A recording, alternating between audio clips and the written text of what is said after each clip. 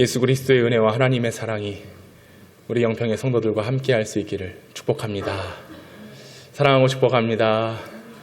하나님께서 우리와 함께 계심을 믿습니다. 그 믿음으로 오늘 하나님께 예배할 때에 성령의 충만한 그리고 기쁨의 은총이 있게 될 줄로 믿습니다.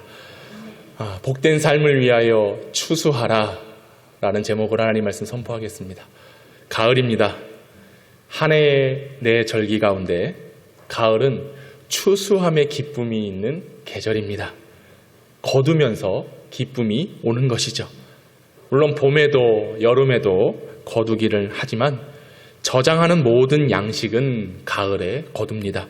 그래서 귀한 열매는 가을에 맺어짐으로 가을은 축복의 계절이다 라고 말할 수가 있겠습니다. 이 모든 것이 하나님의 은혜인 줄로 믿습니다. 우리는 하나님의 은혜를 경험하며 하나님 주시는 것을 먹고 마시며 누리며 살아가고 있는 것이죠. 그래서 기독교는요, 추수하는 종교입니다. 열매를 맺어서 하나님을 위해서 거두어들인 것을 하나님께로 영광 올려드리는 그런 종교의 가치가 바로 우리 기독교 안에 있습니다. 그래서 우리 기독교는요, 거두는 종교이고 열매를 맺는 종교입니다. 많은 것들을 거두고 또 얻을 때에 오는 기쁨, 이것은 우리가 우리의 삶에서 많이 경험하고 느꼈을 그런 감정이지요. 여러분, 특별히 신앙을 갖고 믿음 생활하면서 기쁠 수 있고 또 감사할 수 있는 조건들 참으로 많습니다. 근데 우리는 그것을 바르게 인식하지 못하는 거죠. 매 순간마다 돌이켜보면 하나님의 은혜였음을 고백할 수밖에 없는 겁니다. 그래서 하나님께 감사하고 하나님의 은혜를 찬송하는 것이죠. 근데 어떻습니까? 정말로 그 감사함을 우리의 삶에서 누리고 계십니까? 하지만 사람은 언제나 부족한 것을 보곤 합니다. 그래서 많은 것이 주어졌음에도 불구하고 항상 부족하다라고 느끼는 거죠. 여러분, 이 세상은요, 부족함이 없는 세상입니다. 하나님께서 우리가 살아가는 모든 과정과 여정 속에 부족함이 없도록 채워주시는 목자 되신 그 하나님이 바로 우리 하나님이신 줄로 믿습니다. 우리는 수많은 것을 얻고 살아가고 있습니다. 개인의 힘과 노력을 통해서 얻든지 아니면 타인을 통해서 공급받는 것이든지 우리는 어떤 일의 성과에 반드시 수확이 있다는 것을 우리는 알아야 됩니다. 추수한다는 의미가 무엇입니까? 걷고 얻고 수확한다라는 뜻입니다. 여러분, 우리의 삶에 많은 것을 누리며 살고 있어요. 얻으면서 살고 있는 것입니다. 근데 우리는 그것을 인식하지 못하는 거죠. 그 조건들을 멀리서 찾을 필요가 없습니다. 지금도 우리는 하나님께서 주시는 것을 거두며 느끼며 살아가고 있어요. 여러분, 우리가 숨을 쉽니다. 공짜로 이 공기를 마시고 있습니다. 혹시 숨 쉬면서 그 값을 지불하신 분 계십니까? 저는 한 번도 없어요. 하나님께서 값없이 우리에게 숨 쉴 수 있도록 허락해 주신 은혜인 겁니다. 그리고 마실 물을 먹습니다. 양식을 먹습니다. 하나님께서 주신 거다라고 고백할 수밖에 없는 거죠. 더 놀라운 건 뭡니까? 여러분, 오늘 우리의 심장이 뛰고 있어요. 할렐루야. 이 심장이 뛴다는 건 뭡니까? 생명을 가지고 있다는 거 아니겠습니까? 오늘도 나를 살게 하신 하나님의 은혜로 오늘 우리는 모여서 주님께 예배하고 있습니다. 이게 감사죠. 이게 은혜죠. 꼭 많은 것들, 눈에 보이는 것들로 채워지고 걷어야 그것이 기쁨인 것이 아니라 우리는 하나님 한 분만으로 감사하고 기뻐할 수 있다라고 하는 사실입니다. 전 세계에 78억의 인구가 있습니다. 수많은 사람들이 이 땅에 거주하며 살고 있어요. 그런데 놀라운 것은 하나님은 그 78억 많은 사람들 중에 나를 택하시고 나를 불러주시고 나를 하나님의 자녀 삼으셨다라고 하는 겁니다. 이게 감사할 수 있는 최고의 조건 아니겠습니까? 이사야 43장 말씀하고 있습니다. 야곱아, 너를 창조하신 여호와께서 지금 말씀하시느니라. 이스라엘아, 너를 지으신 이가 말씀하시느니라. 너는 두려워하지 말라. 내가 너를 구속하였고 내가 너를 지명하여 불렀나니 너는 내 것이라. 내가 내 눈에 보배롭고 존귀하며 내가 너를 사랑하였다 라고 말씀하고 있습니다. 여러분을요, 하나님께서 사랑하신대요. 하나님 보시기에 보배롭고 존귀로 하나님께서 부르셨기에 너는 내 거야 라고 말씀하신 거지요. 우리가 예배를 시작하기 전에 찬양 올려드리지 않았습니까? 우리 다시 한번 다 같이 한번 찬양해 보기를 원합니다. 내가 너를 지명하여 불렀나니 너는 내 것이라. 내 것이라 너의 하나님이라. 내가 너를 보배롭고 존귀하게 여기노라. 너를 사랑하는 내 여호와라. 하나님이 여러분을 택하여 너는 내 거야 라고 말씀하십니다. 오늘 저와 여러분은요, 이 놀라운 은혜에 사로잡힌 자들입니다. 조건이 있습니까? 내세울 게 있습니까? 없어요. 그런데 너를 존귀하고 보배롭고 볼 때마다, 내 눈으로 볼 때마다 너는 참 사랑스러워. 그러니 너는 내 거야. 할렐루야. 이 음성이 오늘 저와 여러분에게 들려준 줄로 믿습니다.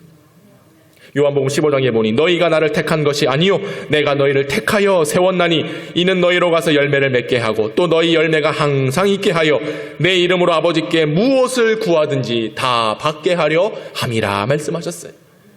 내가 택한 게 아니라는 말, 하나님이 나를 지명하여 택하여 불러주셨다는 겁니다. 이 신앙, 이 믿음, 내가 섬기는 교회, 내가 선택한 줄 알았는데 아니라는 거예요. 하나님이 불러주셨다라고 하는 겁니다. 거기에 더 놀라운 건 뭡니까? 내가 구하고 바라고 기도할 때에 하나님께서 열매를 주신다라고 하는 거예요. 우리가 추수하여 거둡니다. 기쁨을 얻습니다. 많은 것을 저장합니다. 내 안에 채웁니다.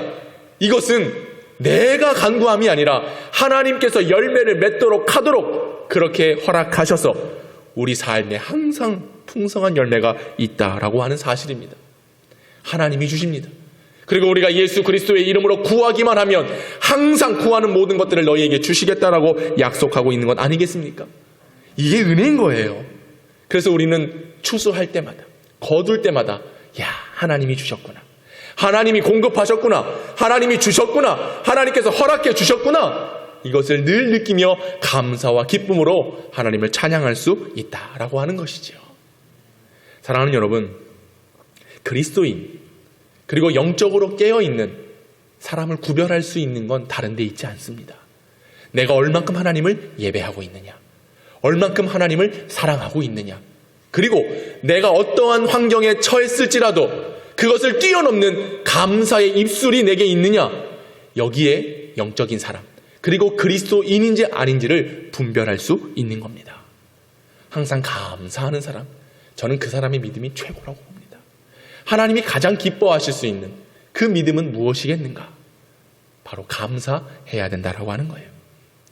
요새 똑똑한 사람들이 얼마나 많이 있습니까? 수많은 정보들을 사람들이 습득을 합니다. 공부합니다. 요즘 대학 안 나온 사람 없습니다. 그러니요, 말을 얼마나 잘하는지. 아주 논리적으로 대화를 하다 보면 그 논리에 그냥 이끌려가는 겁니다.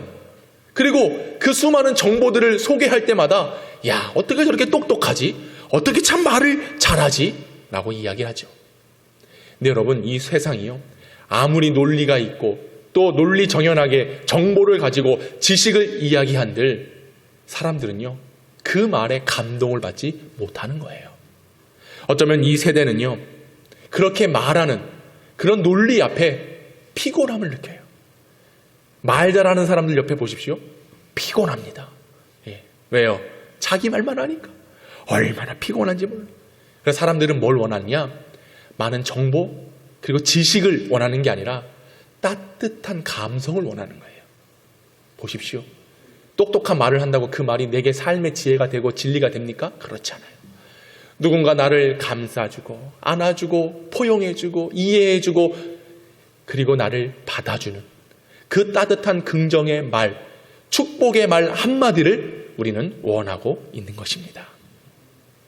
제가 지난 주간에 우리 시찰 목사님들과 함께 목회자 세미나 다녀왔습니다. 많은 것을 느끼고 경험했어요. 출발하기 전에는요, 가기 싫다 이랬어요. 왜요? 우리 시찰의 안에는요, 우리 노회 안에 1번인 목사님이 계십니다. 왜 1번이냐? 노회 전입해 온 지 가장 오래된 목사님이 계세요. 신태희 목사님. 네. 그리고요, 저는 그 교회에서 어렸을 때부터 신앙생활을 해왔기 때문에 목사님이요, 사실 하나님 다음이었습니다. 우리 신 목사님이 아버지와도 같고 언제나 저를 위해서 아낌없이 보여주신, 그리고 보여주신 그 목회들을 잘 따라가기 위해 지금도 연습하고 있고 노력하고 있는데요. 그러다 보니까 그 신 목사님과 함께하는 모든 시간이 사실 부담돼요. 어려워요. 뭐 여러분이 아이고 목사님은 가깝게 어렸을 때부터 지냈으니까 뭐 편하겠다 하는데 편하지 않아. 불편해요. 그래서요, 이번에 안 가면 안 되나? 사실 이런 마음이 있었어요. 왜냐하면 목사님 앞에만 서면 이런 찬양 있잖아요. 그대 앞에만 서면 나는 왜 작아지는가? 이런 찬양 들어보셨어요? 아까 찬양하자고 할 때는 그냥 가만히 있더니 그대 이 노래가 나오니까 다 웃으시네. 목사님 앞에 서면 너무 작아져요. 그리고 그 목사님들 모임에는요, 여러 목사님도 계십니다. 올해 은퇴하시는 목사님도 계시고요, 또 큰 교회를 담임하는 목사님도 계시고요, 개척하는 목사님도 계시고, 그리고 우리 시찰, 우리 노회 안에서 가장 젊은 담임 목사인 저도 있어요. 그러니 여러분, 그 조합이 조화롭습니까? 뭔가 조금 어설프죠. 함께 할 수 있는 그런 모임은 사실 아닙니다. 그러니 제가 그 세미나를 가기 전에 참 부담이 됐던 건 사실입니다. 그리고 어떻게 보면 그 목사님들의 연륜, 경륜을 보면 참 제가 함부로 할 수 없죠. 지금 한참 제가 달려가려고 그분의 그 길들을 따라가기란 사실 역부족입니다. 그래서 그분들이요, 어떻게 보면은 리더십도 있고 힘도 있고 또 추진력도 있어서 어떤 세미나를 좌지우지할 수 있어요. 이렇게 합시다, 저렇게 합시다. 그런데 제가 그 1박 2일 동안 함께 하면서 느낀 건 뭐냐면 그분들이 그런 힘을 발휘하지 않는 거예요. 얼마나 지식인들입니까? 그런데 자기 말을 하지 않아요. 오히려 저를 막 섬겨주시는 거예요. 아이고 박 목사님 고생 많았죠. 힘들었죠. 목회 어떻게 해? 그래, 할 수 있어. 뭐 위로해 주시고 격려해 주시니까요. 처음에는 가기 싫어, 부담돼 이랬던 마음이 오길 잘했네, 이런 마음이 드는 거예요. 그리고 저뿐만 아니라 그 관계, 우리 11명의 목사님들이 서로 그냥 챙겨주는 거예요. 시간 기도하는 거예요. 맛있는 거를 먹을 때나 어디 갈 때나, 그리고 저녁에 기도하고 세미나 할 때도 서로를 그냥 확 높여주니까 얼마나 행복했는지 모릅니다. 그래서 제가 그 세미나를 마치고 돌아오는 그 길, 그리고 돌아와서도 정말 마음이 꽉 채워진 듯한 그런 마음으로 참 감사하게 되었습니다. 여러분, 우리가 수많은 삶을 걸어가면서요, 많은 것들을 채우려고 합니다. 그리고 공급받으려고 합니다. 근데 정말 중요한 건 뭐냐? 우리가 외적으로 채워지는 것, 이게 중요한 게 아니라 우리의 내적으로 채워져야 될 것들이 반드시 있다라고 하는 겁니다. 우리의 삶을 윤택하는 것이 무엇입니까? 우리의 삶을 복되게 하는 것이 무엇입니까? 누군가로부터 얻는 위로, 그리고 감사, 행복, 이것들로 채워져야 될 때에 내가 살아가면서 어떤 삶의 유동성이 있어요. 그리고 내일의 삶을 이어가는 원동력이 그로부터 주어진다라고 하는 것입니다. 그리고 영적으로 볼 때 하나님은 우리에게 말씀을 주시잖아요.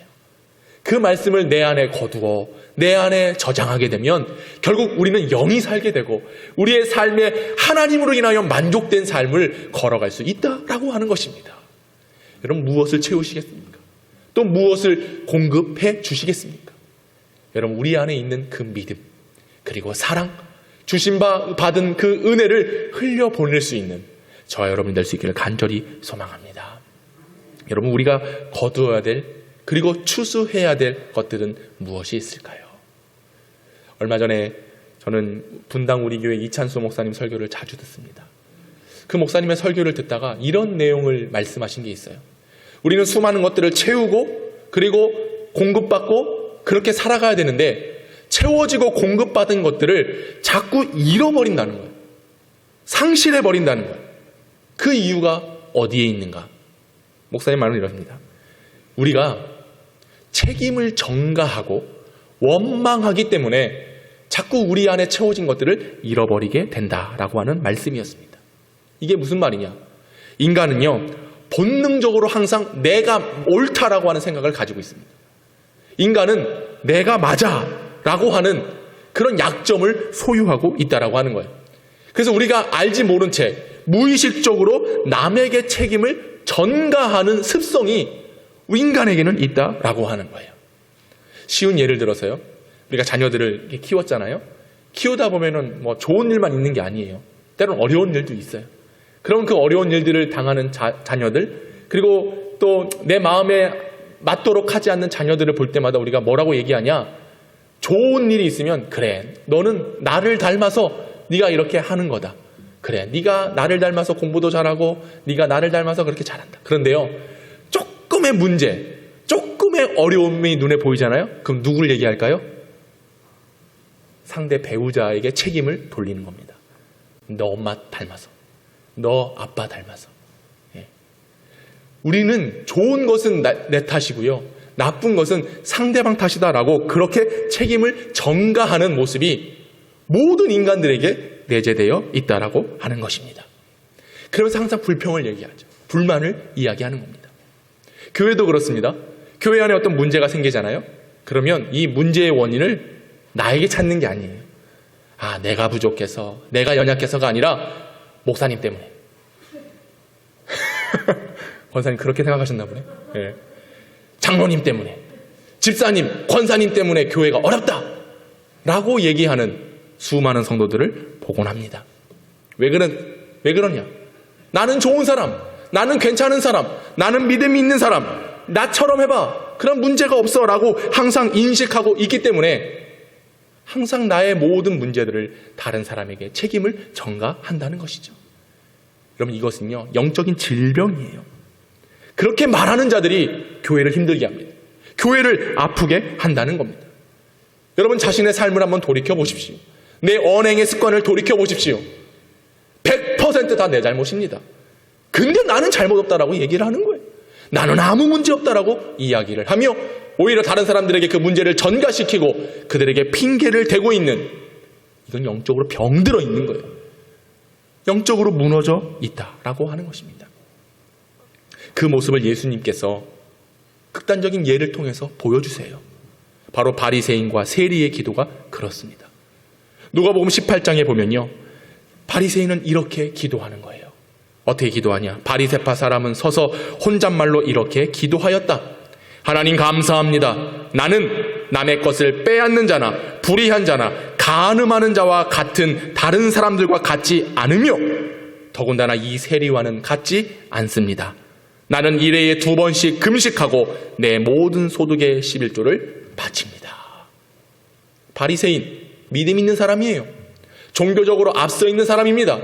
그리고 정치적으로도 바리새인 하면은 모두 다 우러러보며 그는 하나님을 잘 섬기는 사람이다라고 그렇게 인정받는 사람입니다. 그러나 바리새인의 기도는 어떻습니까? 하나님, 나는 11조 잘 냅니다. 나는 기도도 잘 합니다. 나는 어떤 나쁜 짓을 하지 않았습니다. 이 말은 뭐예요? 나에게는 문제가 없습니다. 나는 거룩한 자입니다. 나는 너무나도 훌륭한 사람입니다. 라고 스스로 자화자찬하는 그 기도가, 바리새인의 기도가 바로 이와 같은 기도죠. 근데 반면에 세리의 기도는 어떻습니까? 누가복음 18장 13절 세 번역입니다.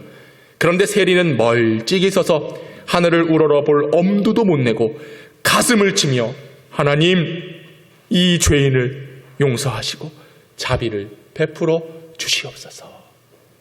여러분, 세리는 사회로부터 인정하지 않았던 사람입니다. 죄인이었습니다. 세리를 받아줄 사람 아무도 없었습니다. 종교적으로, 정치적으로, 사회적으로 외면받아야 했던, 물론 세리는 로마에 결탁해서 자신의 부와 이득을 취득하는 그런 어리석은 사람이었습니다. 그런데 그가 하나님 앞에 섰을 때 그의 기도는 어떠했습니까? 나는 죄인입니다. 내가 문제입니다. 라고 기도했던 사람이 바로 세리입니다. 주님 말씀하십니다. 의롭다고 인정받은 자가 누구냐? 바리새인이냐? 세리냐라고 묻습니다. 우리 주님은 바리새인? NO! 그는 의인이 될 수 없어. 그러나 세리는 하나님 앞에 의인이다라고 말씀하십니다. 누구든지 자기를 높이는 사람은 낮아질 것이다. 그러나 자기를 낮추는 사람은 높아질 것이다. 이것이 주님의 질서입니다. 하늘나라의 질서예요. 이 또한 우리 교회의 질서이기도 한다는 것을 여러분 확신하시기 바랍니다. 이걸 깨달으셔야 되는 거예요. 남에게 책임을 전가하고 누구 때문에라고 이야기하는 사람, 그는 바리새인. 그는 바리새인이. 우리는 세리와 같이 엎드려야 돼. 나는 죄인입니다라고 고백해야 돼요. 모든 책임은 나에게 있는 것입니다. 여러분, 지난 4주간 복된 삶을 위하여 맡기라. 복된 삶을 위하여 설정하라. 그리고 복된 삶을 위하여 예수의 마음을 품자라고 말씀드렸습니다.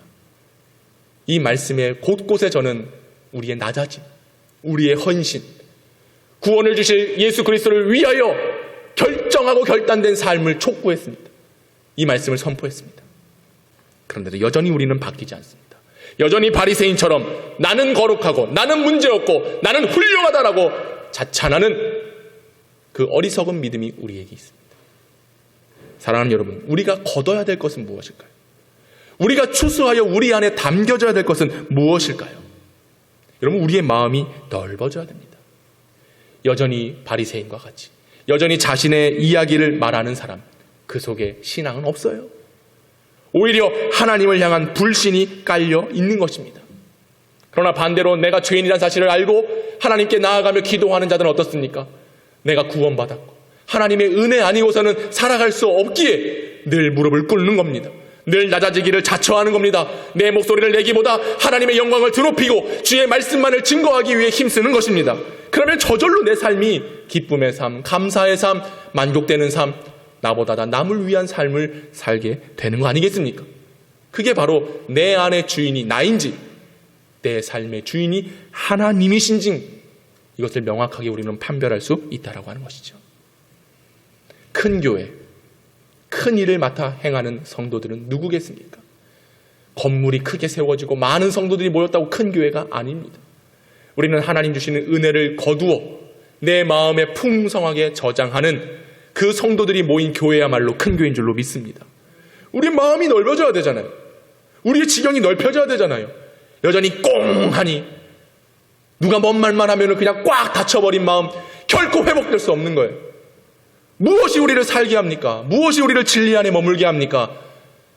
예수 그리스도께서 보여주신 그 마음, 모든 이를 사랑하는 마음, 십자가를 지고 걸어가신 그 길로 나아갈 때만이 우리는 하나님 앞에 큰 자가 되는 거예요. 하나님 앞에 의인이라 칭함을 받을 수 있는 겁니다. 그런 성도들이 모일 때 우리 영평교회는 외적으로가 아니라 내적으로 큰 교회, 그러므로 부흥할 수 있는 교회가 될 줄로 믿습니다. 우리 얼마나 연약합니까? 정말 연약하고 힘없고 보잘것없는 게 인간이에요. 인간이에요. 그 누구도 영원한 삶을 살지 못합니다. 많은 것을 갖고 누리고 있는들 우리는 때가 되면 반드시 이 생명이 끝날 날이 오는 연약한 존재들이라고 하는 거예요.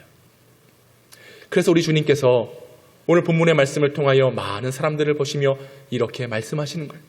오늘 본문 35절과 36절은 이렇게 말씀하죠. 예수께서 모든 도시와 마을에 도로 다니사 그들의 회당에서 가르치시며 천국 복음을 전파하시며 모든 병과 모든 약한 것을 고치시느니라. 무리를 보시고 불쌍히 여기시나니 이는 그들이 목자 없는 양과 같이 고생하며 기진함이라.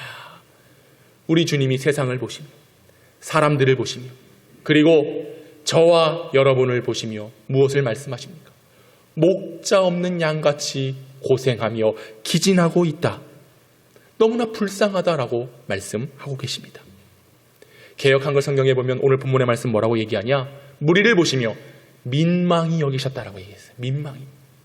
그 말뜻을 직역하면 이렇습니다. 보시기에 답답하고 딱하며 걱정하며 안쓰럽게 여기셨다.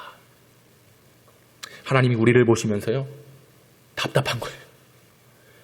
어쩜 그러니? 수십 년 동안 신앙생활했다면서 어쩜 달라진 게 하나도 없니? 박 목사야, 네가 주의 종으로 부름받아서 목회를 하고 부목사를 하고 담임 목사를 하고 있는데 너 여전히 답답해. 답답해. 너 보기에 정말 딱해. 그렇게 걱정하시는 그 예수님의 마음이 느껴집니다. 예수님께서 왜 목자 없는 양같이 유린당하고 방황하고 고생하고 힘들어하고 있는 백성들에게 이와 같이 말씀하셨겠습니까? 지금 우리의 모습이 너무나 연약하고 너무나 형편없기 때문에 그런 겁니다. 특별히 더 깊은 영적인 의미는 무엇이냐? 우리 주님께서 이 땅에 오신 이유가 뭐예요? 그런 우리들을 살리시고자 함 아니겠습니까? 하나님이 보시기에 너무나 답답한 인생들, 딱한 인생들, 불쌍한 인생들, 너희를 다시금 회복하고 다시금 너희에게 은혜를 베풀고 다시금 영원한 진리 안에 머물도록 예수님을 보내주신 것 아니겠습니까? 그래서 우리는 삶의 무거운 짐을 지고 질병을 안고 많은 문제들과 걱정 속에 살아가지만 우리 예수님께서 우리를 보시며 불쌍히 여기셨기 때문에 오늘 우리가 구원을 받고 있는 것입니다. 오늘 우리에게는 예수님의 구원이 있습니다. 그런데 그 구원의 은혜를 깨닫기 위해선 내가 죄인이란 사실을 알아야 하는 거예요. 여러분, 우리는 하나님 앞에 죄인입니다. 단순히 예수님께서 우리를 보셨다, 불쌍한 우리를 보셨다, 이게 아니라 그 보셨다라고 하는 영적인 의미는 불쌍하기에, 우리가 참으로 답답하고 불쌍하기에 주님께서 마음을 우리를 향하여 옮겨주셨다라고 하는 것입니다. 죄인인 나에게 마음을 주신 겁니다. 죽을 수밖에 없는 나에게 생명을 주신 겁니다. 구원받을 수 없고 영원히 저주 아래 머물러 있어야 할 영원한 지옥 형벌을 당하여 마땅한 우리를 살리시기 위하여 마음을 돌리시고 우리를 향하셨다라고 하는 이것이 진리입니다. 이것을 깨닫는 지혜가 있기를 축복합니다. 그래야 복된 삶, 하나님으로부터 주어지는 복된 삶을 누리며 살아갈 수 있는 거예요. 누가복음 5장 32절 우리 예수님 말씀하십니다. 내가 의인을 부르러 온 것이 아니요 죄인을 불러 회개시키러 왔노라. 우리 예수님은 잘 살고 잘 먹고 형통한 자들 위해 오신 게 아닙니다. 목자 없이 방황하며 고통스러워하며 여전히 깨닫지 못하는 죄인들을 위하여 오신 줄로 믿습니다. 그 예수님 믿을 때 우리는 구원받는 거예요. 그 예수님께서 우리에게 마음을 주셨기에 오늘 우리는 구원을 받고 예배할 수 있는 겁니다. 디모데전서 1장 15절 사도 바울은 고백합니다. mit보다 모든 사람들이 받을 만한 이 말이요 그리스도 예수께서 죄인을 구원하시려고 세상에 임하셨도다 하였도다. 죄인 중에 내가 괴순이라. 사도 바울은 주님 내가 죄인입니다. 아니요 그 죄인 중에서도 가장 무자비한 괴수가 바로 저입니다. 내가 복음을 전했어요. 교회를 세웠어요. 그 누구보다 내가 하나님 앞에 열심을 다하여 살았습니다. 사도 바울은 그렇게 고백하지 않았어요. 여전히 그는 나는 죄인입니다. 죄인을 위하여 구원하러 오신 예수 그리스도 그분만을 믿습니다. 그분만이 나의 참 생명이십니다라고 고백하는 사도 바울의 고백이 오늘 저와 여러분의 고백이 되어야 되는 겁니다. 이 고백을 우리의 마음에 품고 거두어 드리고 그것을 추수할 때만이 우리는 복된 삶을 살 수 있다라고 하는 것입니다. 사랑하는 여러분, 우리는 죄인입니다. 우리는 죄인이에요. 하나님 앞에 설 수 없는 그런 죄인입니다. 그러나 주님께서 우리에게 마음을 주시고 주의 말씀을 주시고 주의 은혜와 사랑을 주셨기에 우리는 용서받아 하나님 앞에 서 있는 줄로 믿습니다. 그래서 우리는 모든 삶이 하나님 앞에 서 있어야 되는 겁니다. 우리의 모든 신앙이 하나님으로부터 시작되어야 되는 겁니다. 오늘 내가 예배하고 기도하고 섬기는 모든 순종이 오직 주님께로부터 주어졌다는 것을 깨달아 오직 주의 영광을 위하여 나아가야 되는 겁니다. 나는 무릎을 꿇어야 돼요. 나는 엎드려야 돼요. 그리고 하나님의 은혜를 간구해야 되는 것입니다. 주님 나는 죄인입니다. 나를 용서하여 주시옵소서. 주님 나를 용서하여 주시옵소서. 나를 살려 주시옵소서. 오직 주님만이 나의 구원의 능력이 되십니다라고 고백할 때에 하나님의 자녀가 되는 은총을 받게 될 줄로 믿습니다. 이 은혜를 사모하십시오. 이 은혜를 사모한 성도들이 모인 이곳이 바로 하나님의 몸된 처소가 되어야 될 줄로 믿습니다. 여러분 탕자가 돌아왔을 때요. 너 이놈의 자식 너 내 재산 다 빼가고 절반을 싹 다 잃어버리고 와가지고 말이야. 뭐? 품꾼으로 써달라고? 이 매타작을 해야 되겠다. 아버지는 그렇게 하지 않으셨어요. 아들이 오는 걸 보자 달려가서 끌어안으시고 입을 맞추시고 손에 가락지를 끼워주시고 소를 잡으시고 잔치를 열어주셨습니다.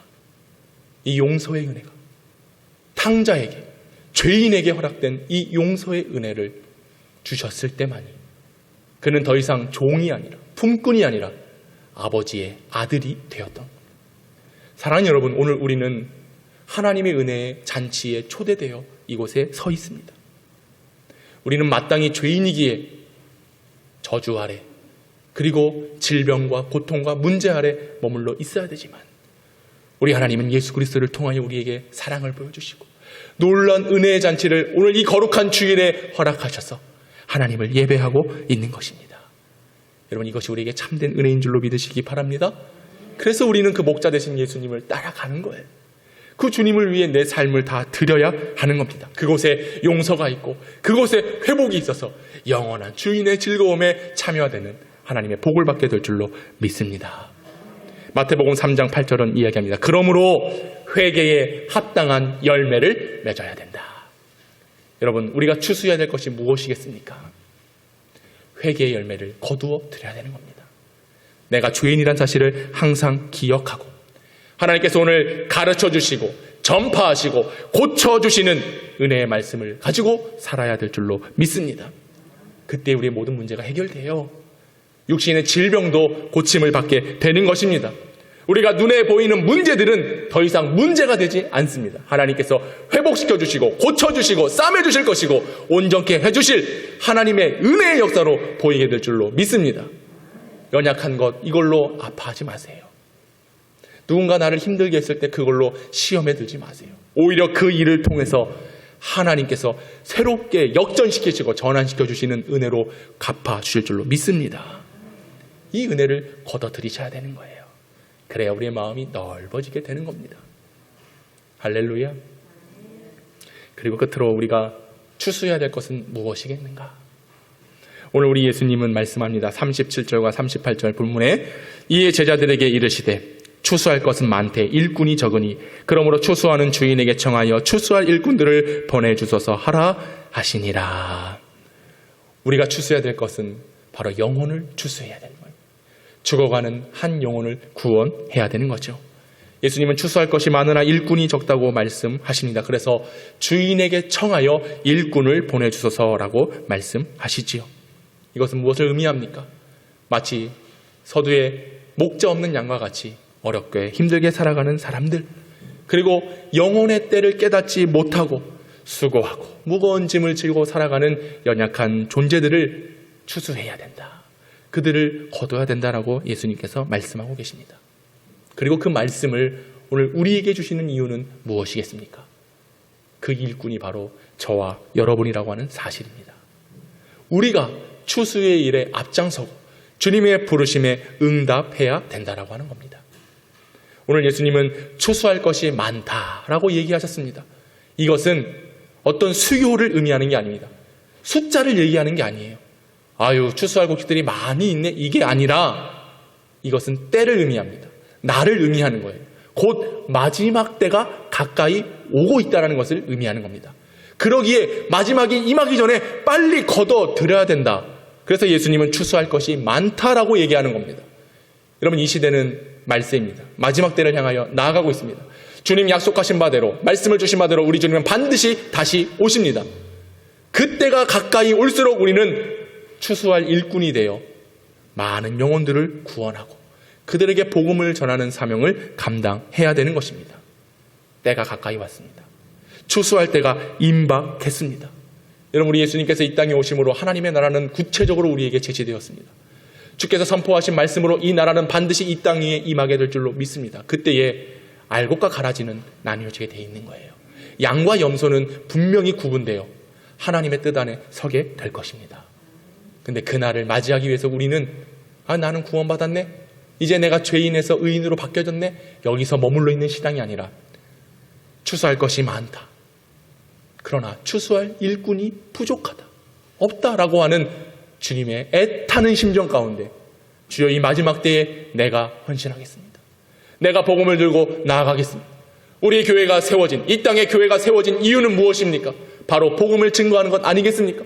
서로 교제하고 먹고 떡을 떼는 것 참 좋아요. 그러나 그 일들을 통해서도 많은 사람들이 구원받는 일을 위하여 교회가 세워진 것입니다. 내가 오늘 왜 그리스도인으로 부름받았습니까? 내가 오늘 왜 하나님을 예배하고 있습니까? 거기에는 반드시 복음으로 살라, 복음을 증거하라, 복음의 사명, 추수할 일꾼이 되라고 하는 주님의 음성이, 요청이 오늘 우리에게 주어진 줄로 믿습니다. 그래서 우리는 추수할 일꾼이 되어 주님 부르실 때에 응답해야 되는 거예요. 가을이 되면 교회마다 큰 행사들을 벌이곤 했습니다.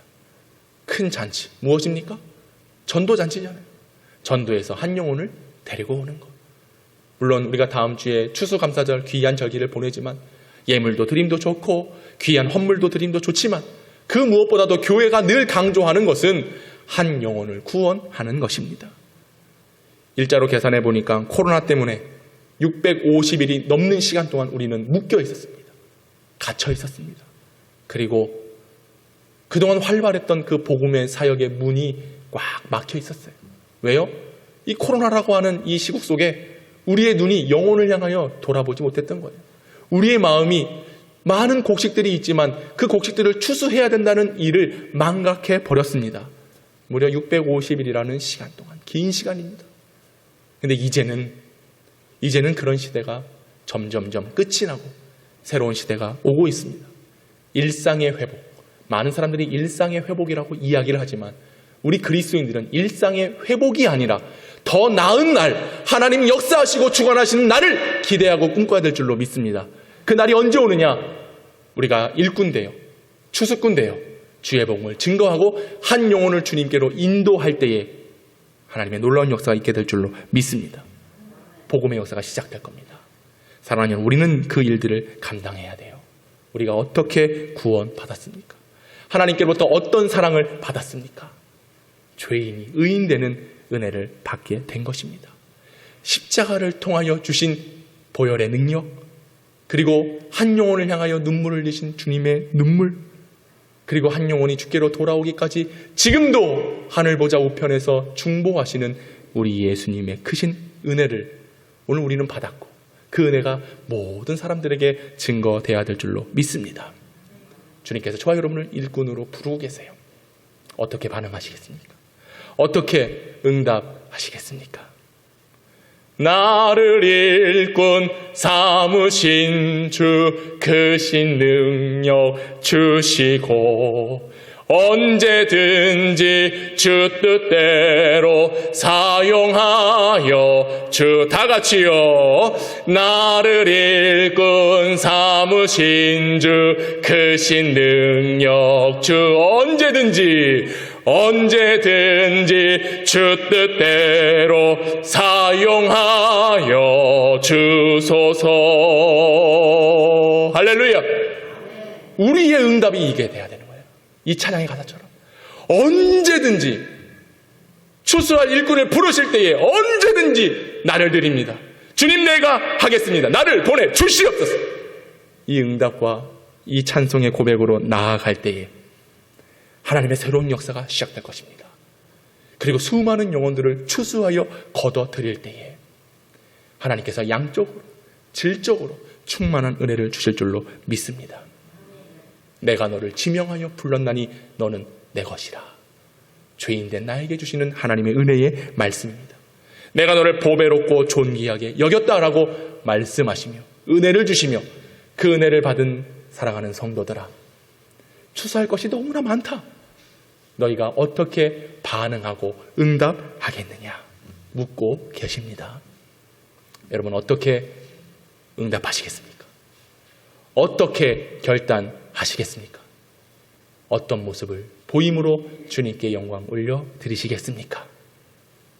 추수감사절 우리가 주님 앞에 드려야 될 것은 무엇일까요?